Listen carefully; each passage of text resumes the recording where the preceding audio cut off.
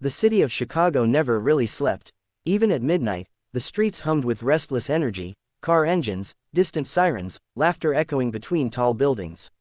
Neon lights reflected on wet pavement after the rain, turning the sidewalks into mirrors of broken color. On one of those sidewalks stood a boy with a dream bigger than the skyline. His name was Daniel Reyes. He was 19 years old.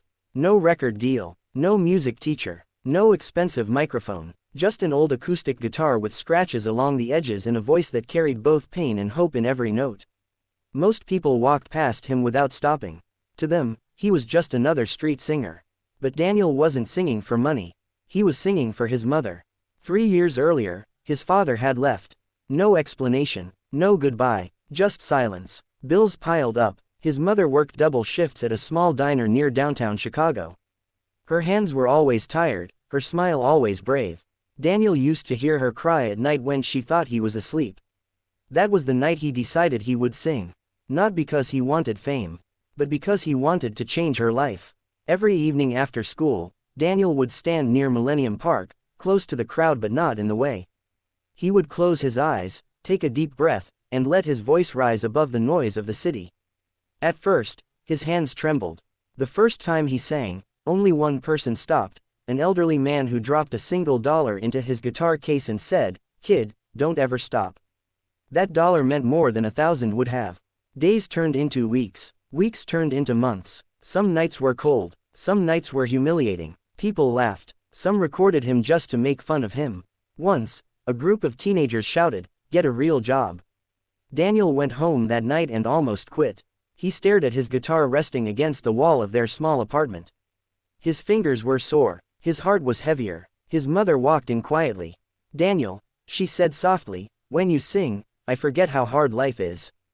That sentence changed everything. The next day, he didn't sing with fear. He sang with fire. One rainy Friday evening, the crowd was thinner than usual. Most people ran for cover under buildings. Daniel stood under a small overhang, rain dripping inches away from his shoes. He started singing an original song he had written called, "Broken but Breathing." His voice wasn't just sound. It was emotion. It cracked in the right places. It rose like a storm and softened like a whisper. People slowed down. One woman stopped, then another. Within minutes, a small crowd formed. Among them was a woman in a long black coat holding a closed umbrella. She wasn't clapping. She wasn't recording. She was listening. When Daniel finished, there was silence for 3 seconds, the kind of silence that means people are feeling something too deep to speak. Then applause erupted. The woman in the black coat stepped forward. "My name is Rebecca Collins," she said, handing him a card. "I work with an independent music label. Have you ever recorded professionally?" Daniel blinked. He thought it was a joke. But it wasn't. Rebecca had been walking back from a late meeting when she heard his voice cutting through the rain. She said it didn't sound like a street performance.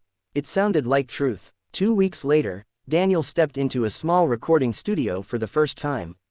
He was nervous. The microphone looked expensive. The room was quiet in a way the streets never were. When the music started, he closed his eyes. And he remembered his mother's tired smile.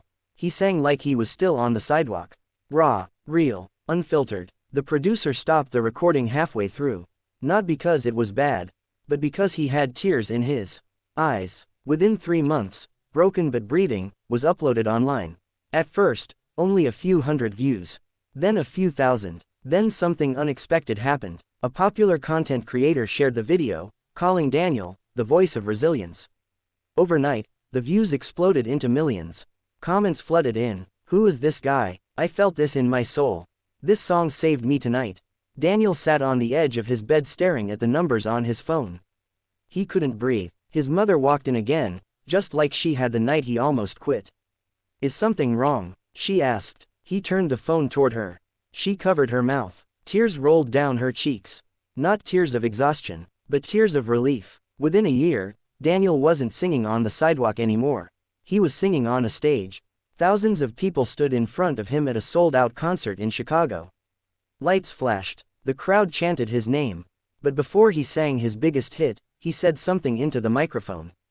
"A few years ago, I stood on the streets of this city hoping someone would listen. Tonight, I stand here because you did."